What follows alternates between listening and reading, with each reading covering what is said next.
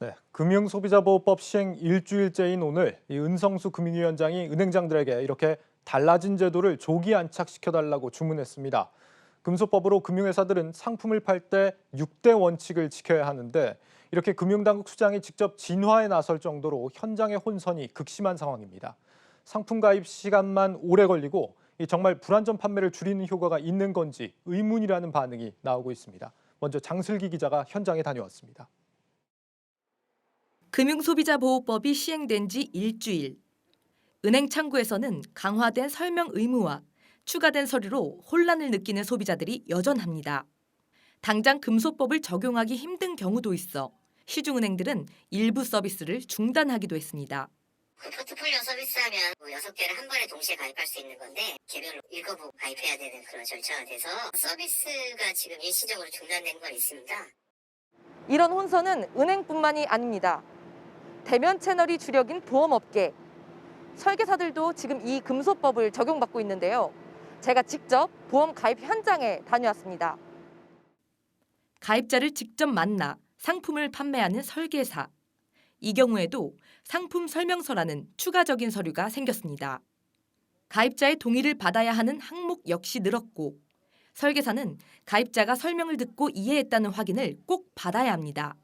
저희가 이 청약서나 이 상품 설명서를 드리는 이유는 금융소비자보호법 때문에 그래요. 만약에 6대 판매 원칙이라고 해서 이런 설명을 다 했는지. 문제는 금소법 시행 이후 이렇게 늘어난 절차와 서류들의 실효성 부분입니다. 현재로선 상품에 가입할 때 시간이 오래 걸리는 불편함에 대해서만 주로 소비자들의 불만이 넘쳐나고 있는 상황인데 과연 이 과정이 상품 이해도를 높여 불안전 판매까지 줄일 수 있을지는 의문이라는 반응이 대부분입니다. 특히 보험의 경우 일반 금융상품보다 복잡한 구조로 설계돼 있고 약관 자체가 어렵기 때문에 현재 금융권 전체 민원의 60%를 차지하고 있습니다. 오히려 설계사들은 금소법으로 가입자들의 철회권이 더 확대된 부분이 변심으로 인한 계약 철회를 부추길 수 있다고 우려하기도 합니다. 저희가 신경을 써서 더 해야 되는데 보험을 드시고 약관을 못 받았다거나 증권을 못 받았어요 이렇게 했을 경우 다 처리하실 수가 있거든요. 그냥 안 하시거나 마음에 안 드실 수도 있잖아요. 금융당국에서 가이드라인까지 배포하며 금소법 안착에 힘을 싣고 있지만 실제 현장에서는 기대보다는 우려가 높은 모습입니다.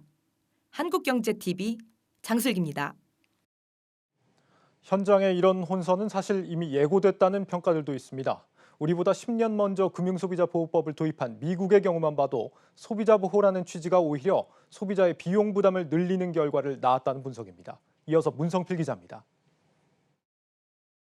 미국은 2008년 발생한 금융위기 재발을 막기 위해 지난 2010년 7월 금융개혁 및 소비자보호법을 만듭니다. 11년 전에 이미 금융소비자보호법을 도입한 셈인데요. 그렇다면 미국 금융회사들은 이 법에 어떻게 대응했을까요? 전문가들은 금융사고가 발생하면 경영에 위협을 줄 수 있을 정도로 과징금과 배상금을 지불해야 하기 때문에 금융회사들이 이에 대비하기 위한 비용을 늘렸을 것이라고 분석합니다. 실제 미국 상업은행인 뱅크 오브 아메리카는 금융위기 이전 모기지 담보부 증권을 부실 판매한 것과 관련해 약 170억 달러, 당시 우리 돈 17조 6천억 원을 벌금으로 지불하며 경영상 큰 위기를 겪기도 했습니다.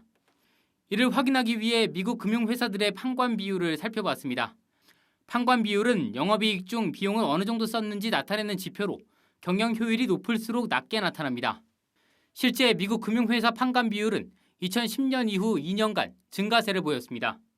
소비자 보호를 위해 녹취, 설명 의무가 강화되다 보니 금융회사 직원들의 업무 생산성도 단기적으로 영향을 받을 수 있습니다. 금융회사 직원들의 생산성을 나타내는 지표인 1인당 충전 이익을 보니 2019년을 기준으로 미국은 17만 8천 달러 수준, 한국의 절반에도 미치지 못합니다. 이렇게 금소법으로 발생하는 비용과 생산성 하락을 금융회사들이 대출금리 인상 등의 방법으로 소비자들에게 떠넘길 가능성이 있다고 전문가들은 우려합니다. 2010년, 11년 이럴 때까지 보면은 온갖 수도 다 붙이고 당연히 그럴 거고 우리도 뭐 그럴 것 같고요. 대출금리도 당연히 내리는 거고. 미국 금융회사들의 대출금리를 살펴보니 금융회사마다 차이는 있지만 최대 36%에 달하는 곳도 있습니다.